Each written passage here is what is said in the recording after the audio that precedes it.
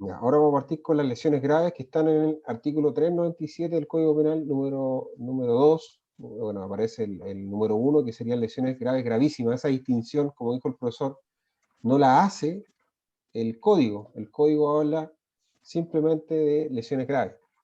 El 397 dice lo siguiente: el que hiere o golpeare o maltratare de obra a otro. Estos son los medios comisivos, ¿no? Ya. Herir, golpear o maltratar. Será castigado como responsable de lesiones graves, ¿no? Esa es la calificación que hace el legislador. Y nos ponen dos hipótesis, ¿no? La primera es que se castiga con una penalidad mayor, de presidio mayor en su grado mínimo, si de las resultas, o sea, o el resultado de la lesión, queda el ofendido demente, la situación que habíamos visto, inútil para el trabajo, impotente, impedido en algún miembro importante o notablemente deforme, que son las circunstancias que el legislador califica para el resultado. Y la segunda es con la presidio menor en su grado medio, una penalidad menor, si las lesiones se produjeran al ofendido o enfermedad o incapacidad del trabajo más de 30 días, que es lo que estábamos revisando, que doctrinalmente el número 2 se califica como lesión grave. Ya. Y el número 1 como grave gravísima. ¿Ya? Esa es la distinción. Ahora, siendo un delito de resultado, este delito exige el resultado específico que consiste, como hemos visto en el 397 número 2, la incapacidad para el trabajo.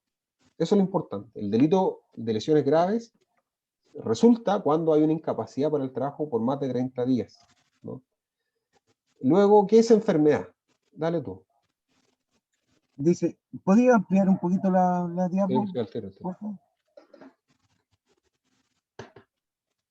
¿Más o está bien? No está ¿Sí? bien. Ya. No, sí está bien, pero bájalo un poquito. Disculpa. Para el otro lado. Ah, ¿Sí? incapacidad para el trabajo. Ahí sí. Sí. Incapacidad para el trabajo por más de 30 días. ¿Viste? Sí, no, es que yo había leído esto ya. Por eso Ya. te dejé el pase en enfermedad, ¿no? ¿Qué es La enfermedad? alteración más o menos grave de la salud. Este concepto nos permite conducir expresiones como tiempo de recuperación, que comprende toda la perturbación o anormalidad de la capacidad funcional del individuo, aún aún siendo solo trastornos mentales, como por ejemplo la pérdida de la memoria. Incapacidad, según la doctrina, solo debe referirse al trabajo o labores habituales que desempeña el ofendido en momentos de ser lesionado. O sea, no considera la pérdida de trastornos mentales. O sea, Claro, la condición de trastorno. El tiempo de duración debe ser acreditado con informes médicos. claro. Acá lo importante, dijo el profe, es lo siguiente, que en la norma, para definir el resultado de grave, define dos situaciones. Enfermedad, que es una situación no laboral, e incapacidad, que se refiere definitivamente a una situación laboral.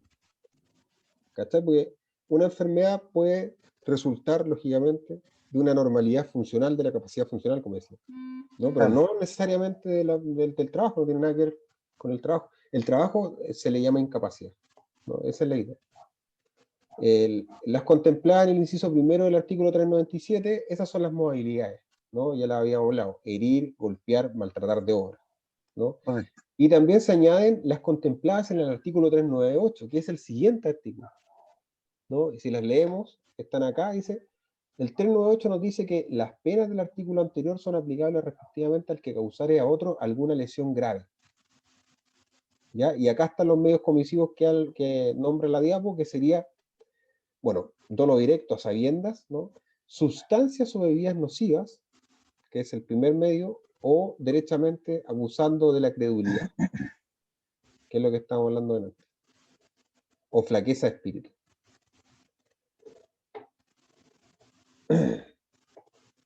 Ya. Lee esta diapo, lo Ya. inciso primero del 397. La del artículo 397, inciso primero, hacen referencia a las conductas activas consistentes, según la doctrina, en romper la carne o los huesos con un instrumento cortante, dar en el cuerpo del ofendido con un objeto contundente o con cualquier modo realizar una acción material que produzca daño en la salud del otro. Ya, la primera de estas sería herir, que es romper la carne o los huesos con un instrumento cortante. Luego dice dar al cuerpo ofendido con un objeto contundente, que sería el medio comisivo de golpear. Golpear, ¿no? Y luego, de cualquier modo, realización de una acción material que produzca daño en la salud de otro, que sería maltratar, tratar de obra. Eso sería maltratar de obra. Ya, perfecto. El bolsón de payaso, ¿no? Cualquier daño que se produzca, ¿ya? Pero esos son los medios comisivos, según el profesor Echeverría. Luego, el 398, que eran estos medios comisivos adicionales, que sería la sustancia nociva, que aquí el profesor dijo que lo importante es, lógicamente, que se habla de dolo, ¿no? En la expresión a sabiendas, Sí. y que sea nociva no en su cantidad, Sino que en la efectividad. En la efectividad, exacto. Eso es lo importante. Y se excluye, lógicamente, la subadministración. ¿Qué quiere decir esto? Que una persona que es diabética, por ejemplo, se le administra menos de la dosis normal. ¿Cachai? A eso se refiere. O sea, puede producir, ¿no? Pero se excluye. Porque no es la cantidad nociva para producir una lesión grave. Eso es lo que había dicho el profesor. A diferencia de otras expresiones similares, en este caso a sabiendas no dice relación con el elemento subjetivo, ¿no? Dice, sino que dice relación únicamente con el conocimiento de la nocividad, que es lo que estamos hablando. O sea, acá no se tiene, no se quiere matar a la otra persona, no hay una intención de producirle un daño, ¿no? Sino que simplemente tiene que tener conocimiento de que si le doy cloro, es probable que lo mate, o que lo dañe. ¿No? Ahora la administración, eso sí debe ser con dolo directo, ¿no? Sin embargo, los resultados podrían producirse con dolo directo o eventual. En el caso de la transmisión de la ETS, ¿no? Por ejemplo, ahí lo que había dicho el profesor, que es ITS, infección de transmisión sexual. En este caso, por ejemplo, vemos que, si bien es cierto, la administración tiene que ser con dolo directo en el sentido de que yo tengo que saber y tener conciencia exacta de que yo le estoy administrando esta sustancia, puede ser también que lo cometa con dolo indirecto o con dolo eventual, en el sentido de que puede ser que a través de ese contagio otras personas resulten dañadas. Claro. ¿Cachai? Pero sin embargo yo actúo indiferente a eso y lo incluyo a mi dolo, ¿no? Eso sería el dolo eventual. Situación de las infecciones de transmisión sexual. Lee tú esta parte. Léete esta parte. En cuanto a las enfermedades infecciosas, mientras el contagio no pueda ser controlado por quienes las tienen, no pueden imputarse responsabilidad objetiva independiente de la vía del contagio. Así, incluso, quien sabiéndose enfermo concurre a un servicio de emergencia infectando a todos por vía aérea, no sería responsable ni tampoco quien utiliza servicios higiénicos públicos o quien va a clases respecto a los demás usuarios o alumnos. Sin embargo, con la enfermedad de transmisión sexual, la situación es distinta y vale hacer la distinción. Los riesgos inherentes a una relación sexual se encuentran socialmente primitivos y, por tanto, los efectos perjudiciales que de ello emane no serían imputables objetivamente, inclusive al virus inmunodeficiencia adquirida SIDA. Oye, pero esto me parece un poco contradictorio con lo que vimos anteriormente, porque dice, así incluso, devuélvete, dice, puta, no me cambié la diapositiva. Dice, así incluso quien, sabiéndose enfermo, concurre a un servicio de emergencia, infectando a todos por vía aérea, no sería dice servicio, no, ya ahí sí lo entendí, claro. Concurriendo a un servicio de emergencia, ya. Ni tampoco utiliza los servicios que, ya. No sé, ahora me quedó claro. Ya entendí. Estaba confundiendo con que había una contradicción con el 318, pero no. Igual el profe decía, por ejemplo, el tema de la prevención. Por ejemplo, ¿qué pasa si una persona contagia a otro de VIH? El tema es que tiene que saber que ese contagio puede producir, digamos, algún daño, ¿no? Alguna lesión, en este caso el contagiarse en sí, ¿no? Pero el tema Claro. dice lo anterior, ¿no? Porque la utilización de métodos de prevención, como lo habíamos venido indicando, no es una exigencia de la vida sexual, ¿no? O sea, a nadie le pueden decir, oye, tenés que ponerte condón. Debería ser.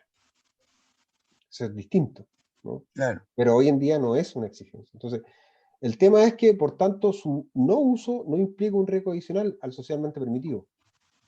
Cuando se trata de personas que no sepan de que tenían determinada enfermedad, cuando son personas que no sepan que tienen determinada enfermedad.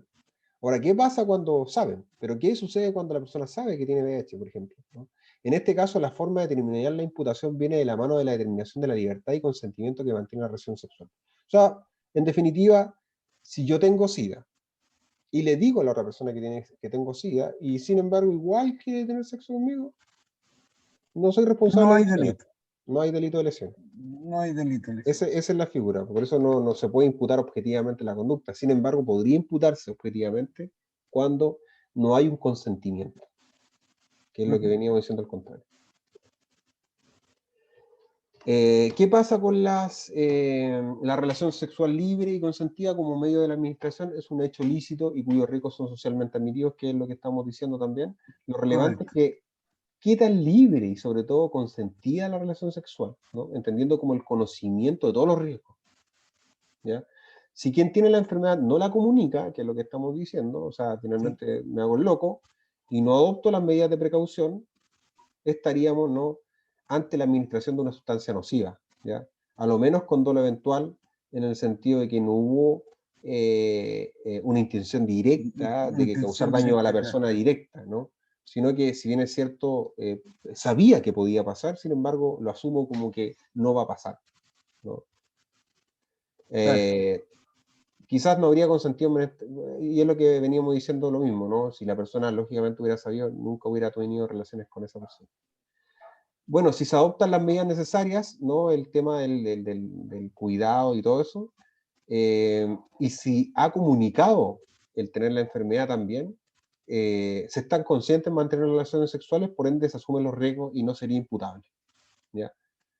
Solo sería imputable cuando, venimos a recalcarlo, cuando la persona sabe que tiene la enfermedad, no lo comunica y además de eso no adopta las medidas necesarias para cuidarse o prevenir el contagio. Ahí es imputable.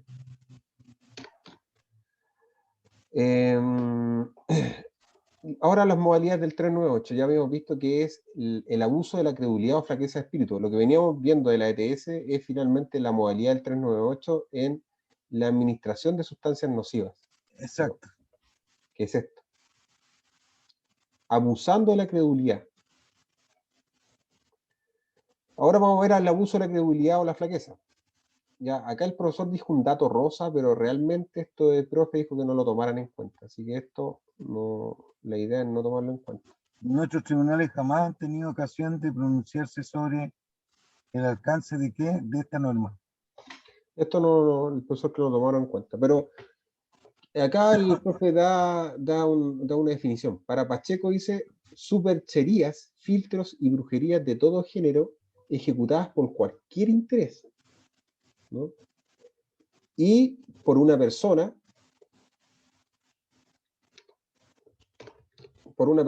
que abusa de la inferioridad de otra. Esos son los requisitos de la credulidad o flaqueza de espíritu. Lo primero es que hay una charlatanería, ¿no? Un filtro anterior Claro. o finalmente argumento falacioso por el cual yo abuso también de la superioridad de mi cargo. O sea, tengo también una situación superior. Ahí se Aquí configuran las lesiones psíquicas que hablaba el profesor en esa clase. es que las lesiones en general, como veníamos diciendo hace rato, abarcan la física y la psicológica, en todos Ya, los tipos de delitos. Ahora estamos hablando simplemente de las lesiones graves, ¿no? Y ya. a propósito de la modalidad del abuso o la credulidad o flaqueza de espíritu. Entonces, el profesor dice, da un ejemplo acá, está complicado el ejemplo, bien complicado, dice, ¿quién ha llevado a un hombre de poco espíritu a casa de una hechicera? Y los fantasmas que allí ve le determinan un arrebato al cerebro o le hacen perder la razón. Mira, aquí lo que estamos diciendo es que se lleva una persona, ¿no? Sí, a un lugar donde se sabe que a la persona le va a dar miedo o le va a producir algún mal, y sin embargo se le lleva a sabiendas, po. Se le arguye con eso, porque la persona como que cree en los espíritus, se abusa de su credulidad. En este caso son situaciones en que existe una relación de dependencia o superioridad psíquica de la víctima respecto al autor, quien abusa de aquella usándola para causar las lesiones graves.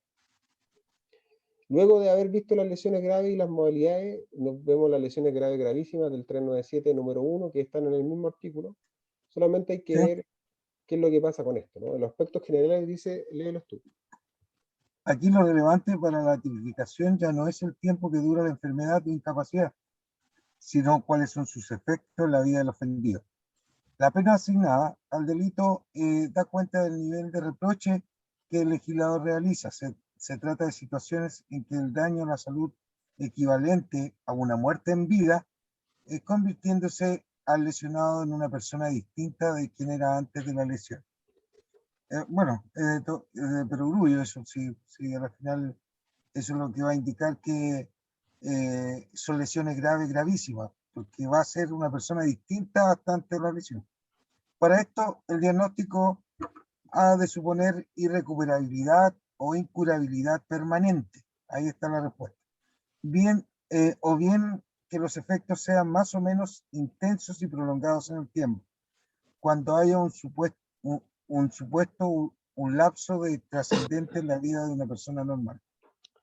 Claro, aquí en este caso, bueno, ya habíamos visto que el 397 número 2, que eran las lesiones graves, simplemente iba al caso de que se cometiera con estos medios comisivos, herir, golpear o maltratar, y que producto de esto se causara una incapacidad, ¿no? De mayor de 30 días. Eso es lo calificante para una lesión grave. Pero las lesiones gravísimas, lo que queda acá es el efecto de aquella lesión, Permanente. ¿ya? Permanente, como decía, o de efectos prolongados, porque el profesor decía que, por ejemplo, puede darse el caso que una persona sufra una lesión grave, gravísima, pero lo sufra cuando tenga 50 años, 60 años. Entonces, si bien es cierto, el tiempo no es permanente, para su esperanza de vida es prolongado, por ende es como una muerte en vida también. A eso se refiere, Claro. para la esperanza de vida que le queda. Como delito de resultado, el artículo señala cuáles han de ser los posibles resultados y los vamos a revisar. El primer resultado, como habíamos visto, es el que está mencionado acá, que queda el ofendido demente, ¿no? La demencia, no nos quedaremos solo con la concepción psicológica de la demencia, sino que tendremos como quien padece una locura o pérdida de juicio por cualquier causa, lo que es equivalente a la eximente de responsabilidad penal del artículo 10, ¿ya? Que es la locura o demencia. A esa locura o demencia tenemos que hacernos ver, ¿no? Que finalmente es la pérdida de la razón o la pérdida del juicio, que Ya, produce una enajenación mental permanente. No se requiere una demencia derivada a cambios físicos, ¿no? No se necesita que se hayan destruido neuronas acá, ¿no? Sino que también pueden ser fruto del terror, que es lo que estamos hablando, que es según la modalidad de la parte final del 398, ¿no? Que es claro. la tensión o la flaqueza de espíritu, ¿no? Circunscrito, digamos, la inutilidad para el trabajo ahora. ¿Cuál es la inutilidad para Sí, el trabajo? circunscrito las actividades laborales que el ofendido podría realizar y no la simple disponibilidad de ejercer trabajo que antes realizaba, inutilidad que debe apreciarse de acuerdo con las condiciones personales y sociales del ofendido. Lo que se ponderará no es la posibilidad teórica de realizar cualquier trabajo, sino que el efecto de la vida, sino que el efecto en la vida real de una persona, que al no poder trabajar pasa a depender de otros para subsistir. Así, una disminución de la mano derecha puede convertirse en inútil para el trabajo de un obrero de una construcción, pero no un cirujano que, si bien no podrá operar, puede desempeñarse en otras áreas de la profesión. Ya, es lo que veníamos diciendo hace Claramente. rato también, pues parecido en el sentido de que, claro, la inutilidad del trabajo viene de la mano también del caso a caso, ¿no? De cada persona, porque puede ser que para un obrero, como decís tú, la mano sea súper importante, pero para un abogado no. ¿Cachai? Claro. El otro caso, impotencia. Dale. Impotente es quien, producto de una lesión sufrida, pierde su capacidad reproductiva. Hay dos clases de impotencia. Primero está la impotencia coneu- coneudi, no puede realizar el coito normal. Impotencia generardi, puede tener coito, pero ha quedado estéril. Ah, ya, Entonces, una se produce por los testículos y la otra por el pene. claro. Así es claro. O sea, claro, claro, tenés razón. Sí. Ya. El siguiente es, el siguiente efecto es el impedido por un Impedido miembro en miembro importante. importante. Léelo. Impedido quiere decir, según la RAE, que no puede usar alguno de sus miembros, ya sea por pérdida física o funcional. Por miembro, entenderemos todo órgano o parte del mismo que tenga una función propia o particular, incluyendo además las extremidades y sus partes distinguibles. Los órganos internos. En general, cualquier parte del cuerpo que tenga una determinada función. Ahora, ¿qué es un miembro importante? Son aquellos cuya impedición no solo no deje al paciente en imposibilidad de valerse por sí mismo o de ejecutar las funciones naturales que antes ejecutaba, sino que además debe ser equivalente a la trascendencia de los demás resultados de la misma, que la misma norma establece. Es decir, que sufra una lesión grave, gravísima. Sí, pues estamos Que hablando no, estamos hablando de las lesiones graves gravísimas. O ahí, sea, ahí es lo que decía el profesor, que hablaba, hablaba sobre ¿cómo se llama esta cuestión? El apéndice, que si era relevante o no para el cuerpo humano. claro, encuentro un miembro menos importante, exacto, exacto. Esa es Claro, la diferencia, hay una diferencia, exacto. sí. Luego está el último efecto que es deformidad notable. Sigue leyendo. Deformidad puede ser una desfiguración, fealdad corporal, cicatriz o huella más o menos permanente en el cuerpo o rostro. Debe ser de tal naturaleza que equivalga, que equivalga por sus resultados a los otros casos indicados en la norma, a saber, inutilidad para el trabajo, demencia, impotencia o impedición de miembros importantes. Eh, Esto se debe juzgar más allá de la propia recepción de la belleza o fealdad, sino que incorporando el aislamiento y discriminación aún probables sean visibles, que se, que se desprendan de la deformidad que involucren, por ejemplo, pérdida de oportunidades de trabajo, relaciones afectivas, bla, bla, bla, etcétera, etcétera.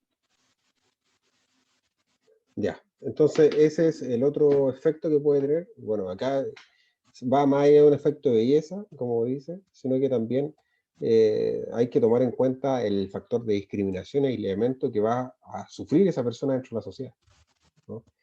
Luego nos vamos al segundo, perdón, el tercer delito, que es ya no lesiones graves ni lesiones graves gravísimas, sino que derechamente mutilación, ¿no? Que sería el 395 y el 396, ¿no? El 395 nos dice que el que maliciosamente castrare a otro será castigado con presidio mayor en su grado mínimo, y el 396 nos dice que cualquier otra mutilación, ¿no? De un miembro importante deja al paciente en la imposibilidad de valerse por sí mismo de ejecutar funciones naturales, ¿ya? Aquí hay una parecida, es parecido a las lesiones graves, gravísimas, en el sentido de que también puede, como habíamos visto, en el caso de la impotencia, ¿no? Quedar Mutilar con un miembro inutilidad importante, permanente. claro. Pero aquí el caso va más allá de eso, sino que la mutilación es el, la cercenación del órgano completo, no de Ya. partes, ¿cachai? Sino que del órgano completo. Vamos a revisarlo. Mutilar, cortar o cercenar una parte del cuerpo. El 395 nos habla del órgano reproductivo específicamente. Por eso te hacía la hincapié, porque dice Sí. el que maliciosamente castrare. ¿no? Y la castración, como el profesor había dicho, que antiguamente se hablaba de hombres, pero también abarca mujeres, ¿no? Miembro importante o menos importante, el 396 también, ¿no? Básicamente el 395 nos habla de los órganos reproductivos. Siempre vamos a configurar el delito cuando se produzca una lesión de castración en un órgano reproductivo, sea de mujer o hombre, ¿no? Y en el 396 vamos a estar en la posibilidad de miembros importantes y menos importantes, ¿no? Esa es la diferencia entre ambas figuras. La mutilación debe ser del todo el miembro, lo que te decía yo. Y si es solo una parte, volvemos a las lesiones graves gravísimas. ¿Cachai? Esa es la distinción. Para saber entre uno y otro, ¿ya? Si se cercena o se mutila todo el miembro. Objeto material, dale tú. En el caso de la castración, la norma no señala cuál es el objeto material, sino que solo cuál es la conducta.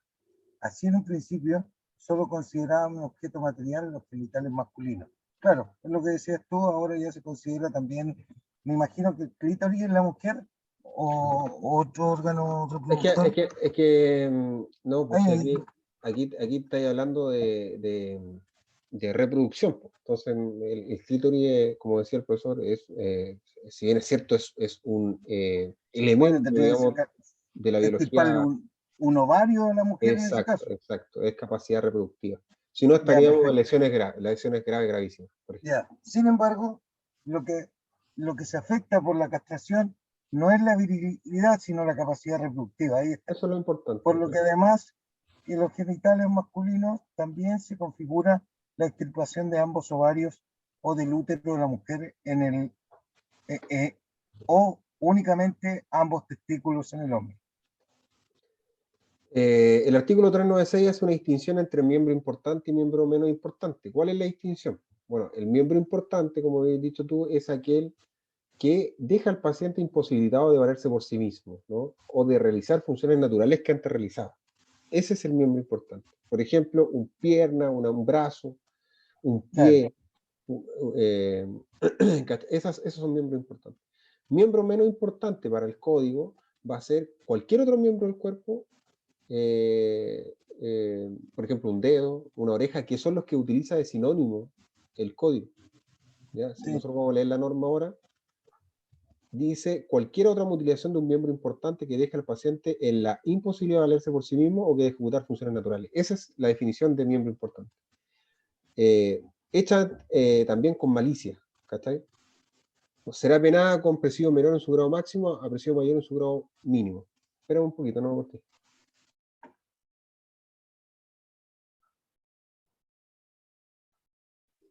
Y entonces ahí está, pues.